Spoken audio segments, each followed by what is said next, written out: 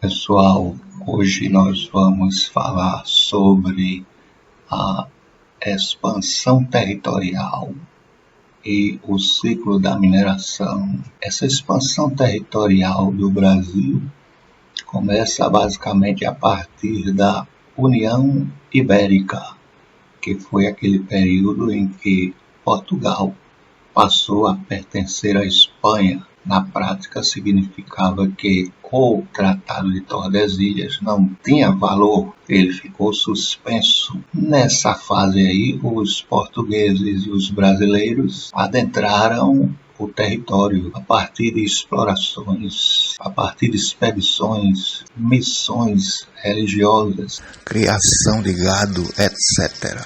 Os militares expandiram o território principalmente na região norte, através da fundação de fortes e da luta contra as tentativas de invasão de holandeses e ingleses. Entre os militares destacou-se a figura de Pedro Teixeira, um português que passou para a história como o responsável pela anexação de praticamente a metade oeste do território brasileiro. Mais de 62% da Amazônia está no Brasil por causa dele. Em 1637, Pedro Teixeira partiu de Belém com uma grande expedição, 45 canoas, 70 soldados, além de flecheiros e remadores, subindo o curso do rio Amazonas, tendo chegado à cidade de Quito, no Equador. Tivemos também as missões dos jesuítas. Os jesuítas têm um acordo com a coroa portuguesa, ficaram responsáveis pela catequese indígena, fundaram várias missões, também chamadas de reduções, onde eles catequizavam, cristianizavam, e o índio aprendia o idioma português, aprendia um ofício, etc. Passaram a explorar as drogas do sertão. Drogas do sertão eram plantas medicinais, era o cacau, a guaraná, cravo, urucum, etc. Os bandeirantes também exploravam essa atividade.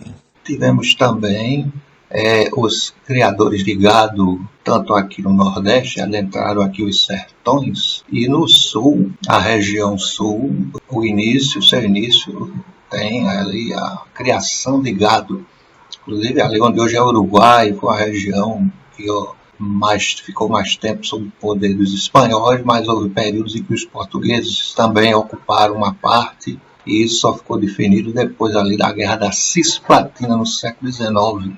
E temos os paulistas, através das suas aventuras exploradoras. Temos as expedições chamadas de entradas, que eram as expedições da coroa portuguesa, expedições oficiais, basicamente para tentar encontrar metais e pedras preciosas. E temos as bandeiras, que eram expedições particulares. Daí veio o nome bandeirantes. Havia as bandeiras de apresamento, basicamente voltada para a caça ao índio. Havia o bandeirismo de contrato, que era aquele onde o bandeirante e sua turma eram contratados para realizar algum serviço, inclusive para acabar com quilombos. Havia o bandeirismo de prospecção, que era aquele destinado à procura de pedras e metais preciosos.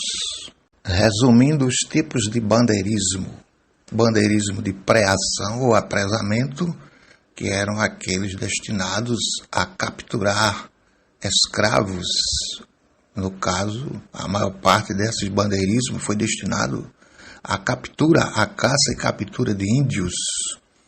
O bandeirismo de contrato, que era realizado para destruir quilombos ou aldeias indígenas, e o de prospecção, ou bandeira exploratória, destinada a procurar pedras e metais preciosos e também para mapear o interior do Brasil.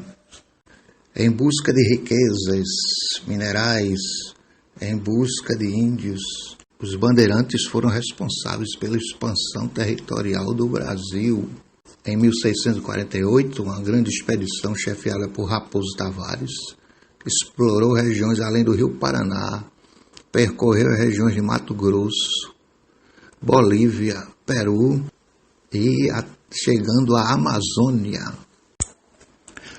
Mas quem eram estes paulistas ou bandeirantes?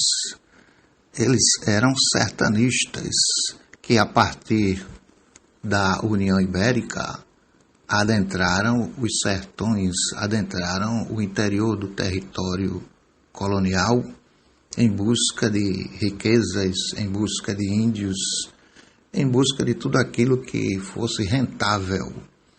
Como agora o Tratado de Tordesilhas não estava valendo, porque tudo pertencia à Espanha, aproveitaram o bom momento. A maioria dos bandeirantes descendia da união entre portugueses e indígenas, eram mamelucos em sua maioria. Em geral, os bandeirantes falavam o tupi. Esses paulistas serão responsáveis pela descoberta do ouro.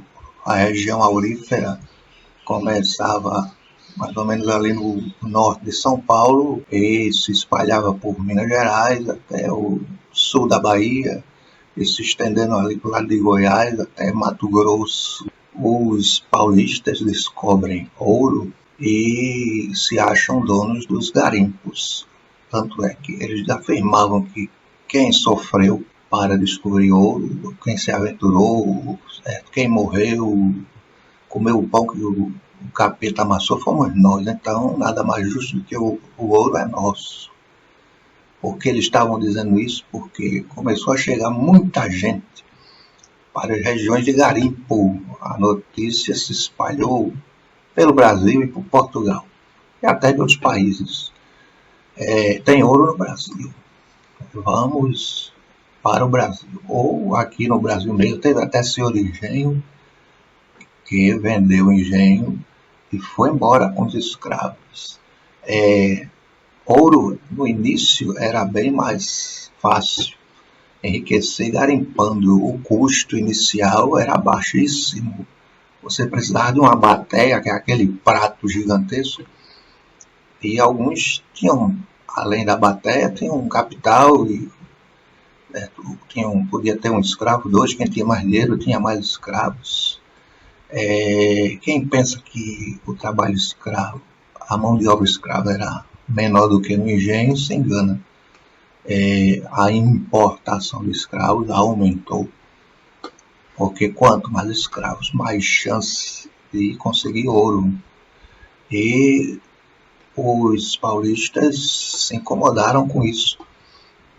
Eles achavam que só eles podiam garimpar. E aí começa a fase de conflitos e começa a violência.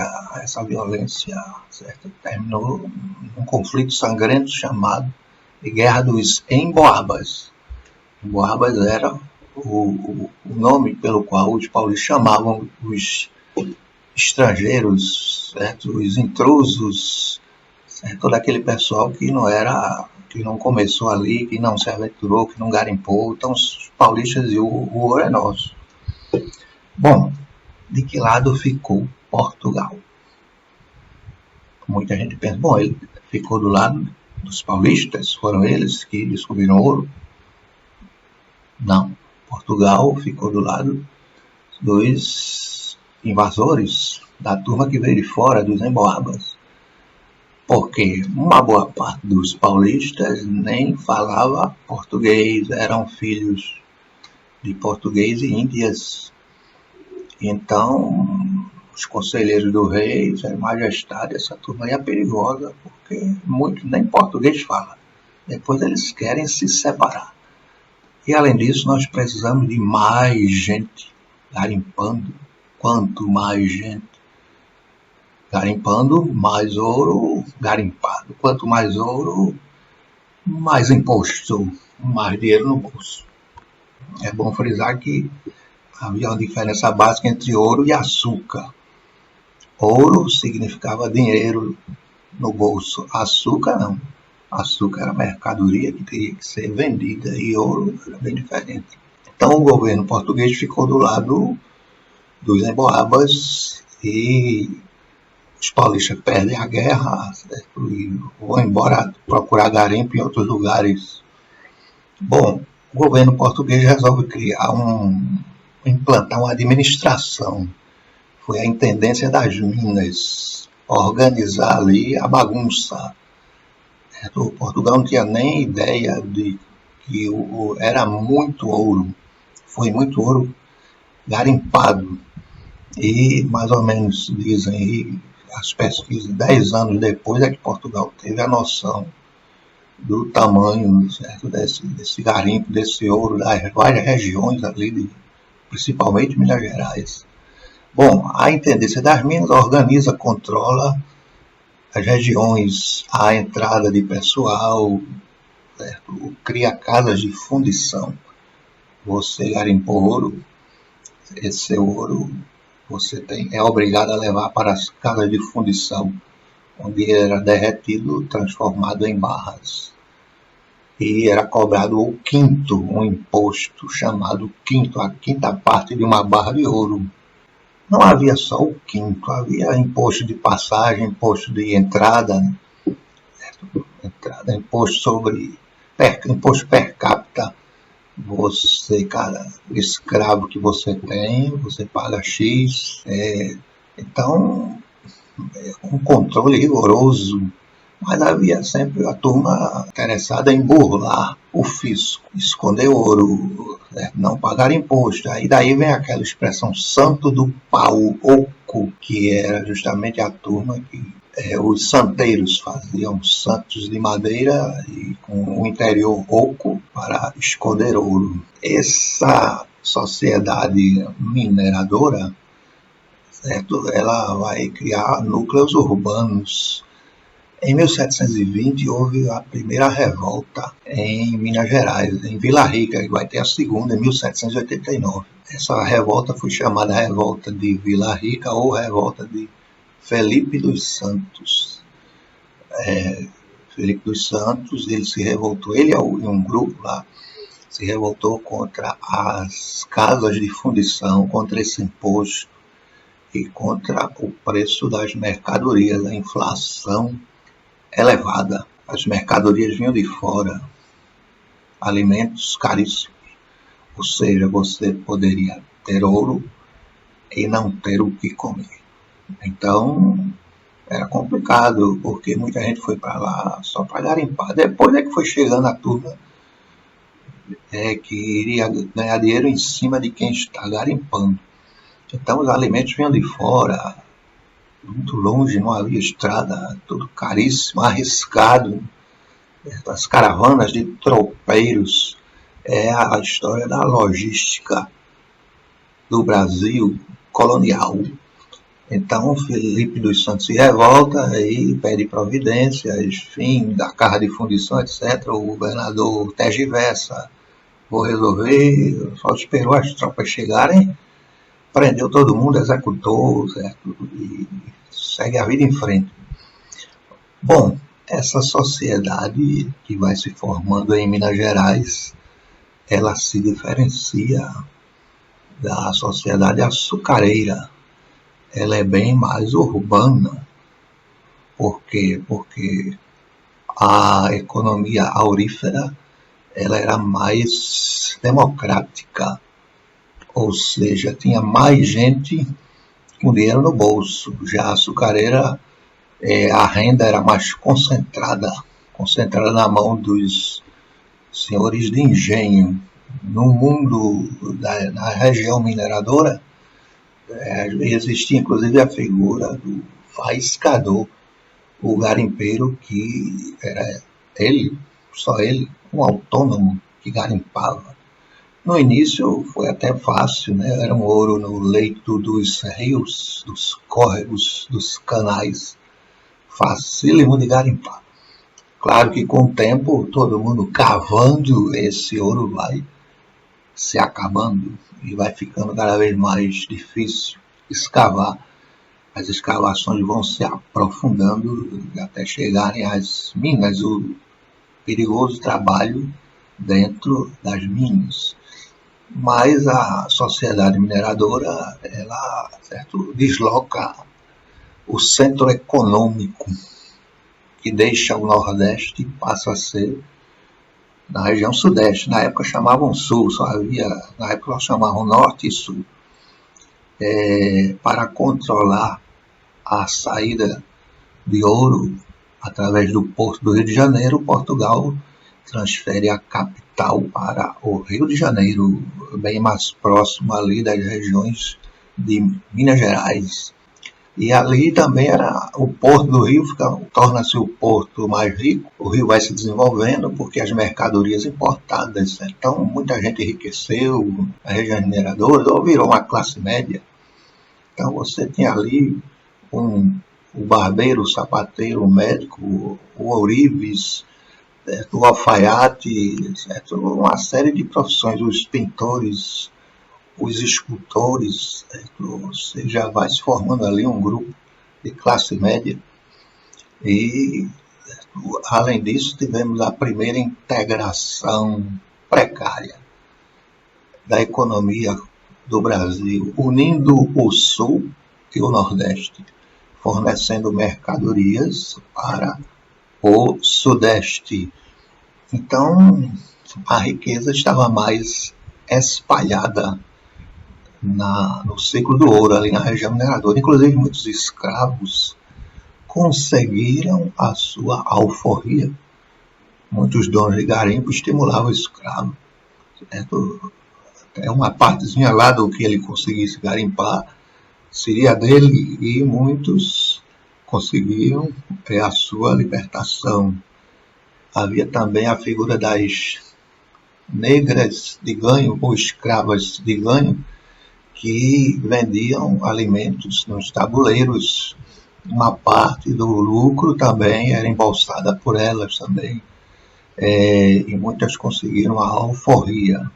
Em 1703, Portugal assina um tratado com a Inglaterra, o Tratado de Methuen, conhecido popularmente como Tratado de Panos e Vinhos. Que na prática era o quê? Bom, Portugal só comprava tecidos à Inglaterra, e a Inglaterra só comprava vinho português. Aí alguém diria, bom, quem levou vantagem aí? Todo mundo tem que se vestir, mas em contrapartida, nem todo mundo bebe, e nem todo mundo bebe vinho, bebe outras bebidas também. O inglês sempre foi um grande cachaceiro, sempre bebeu de todo tipo de bebida, e certo, não era só vinho, certo? E para a Inglaterra vai iniciar sua revolução industrial. Sempre teve uma grande tradição têxtil a Inglaterra, tanto é que a primeira revolução industrial ela ocorre justamente na área têxtil, certo? Para onde foi a maior parte do ouro extraído do Brasil? Uma boa parte foi para a Inglaterra, a partir das dívidas que Portugal contraiu devido a esse tratado de panos e vinhos. Certo. Mas esse ouro também serviu aqui no Brasil, decoração de igrejas. O ouro serviu também para a alforria de muitos escravos. Tem ali o caso famoso, já no ciclo do diamante. Dentro do ciclo da mineração tem o diamante. E a personagem famosa Chica da Silva, que existiu, está lá em uma igreja lá em Minas Gerais, tem o túmulo de Chica da Silva, que virou tema de novelas e filmes, embora retratada de maneira errada, como se fosse uma mulher devassa. E dizem os registros que era uma mulher muito religiosa.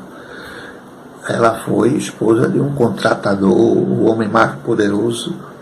Ali era quem decidia quem podia garimpar diamantes ou não. Então Chica da Silva foi uma mulher riquíssima. Certo? Então, claro que o mundo aí do cinema retrata para ganhar dinheiro, certo? Não vai retratar uma mulher apenas rezando. Certo? Mas a história de Chica da Silva faz parte aí dessas mudanças da sociedade mineradora. A partir de 1760, 70, o ouro começa a diminuir, a produção de ouro, o garimpo fica cada vez mais difícil, as minas cada vez mais profundas, e vai ficando difícil a garimpagem manual. Mas Portugal exigia que a produção de ouro, o imposto era o mesmo, embora a produção fosse menor, certo? E foi criado um imposto chamado de derrama. Cada região deveria fornecer uma quantidade X de ouro a Portugal, pagar, né? Pagar. Se não atingisse, o governo português iria cobrar a diferença, invadindo as casas e tomando os bens. Era chamado de derrama. Em 1789, em Vila Rica, algumas lideranças políticas se revoltaram e, influenciados pelas ideias iluministas, queriam mudanças, separar Minas Gerais do restante do Brasil. Dentre esses líderes se destacou ali Tiradentes, mas esse movimento não foi deflagrado, foi abortado antes, porque foi abortado assim, né? O governador soube e mandou prender os insurretos, prendeu todos os conspiradores, foram presos a partir dos traíras. Silvério dos Reis, que ficou famoso como grande traíra, que teria delatado ao governador Visconde Barbacena um movimento de separação, que pegaria armas e separaria Minas. Então Tiradentes não tentou separar o Brasil de Portugal, tentou separar Minas Gerais. Não esqueça que nessa época ainda não havia ideia de ser brasileiro. Os líderes do movimento foram presos e enviados para o Rio de Janeiro. Porém, Cláudio Manuel da Costa, um dos inconfidentes, suicidou-se ainda em Vila Rica. Em 18 de abril de 1792 foi lida a sentença. Os inconfidentes foram condenados à morte, mas a pena foi transformada em degredo perpétuo, com exceção de Tiradentes, que foi enforcado e depois teve seu corpo esquartejado.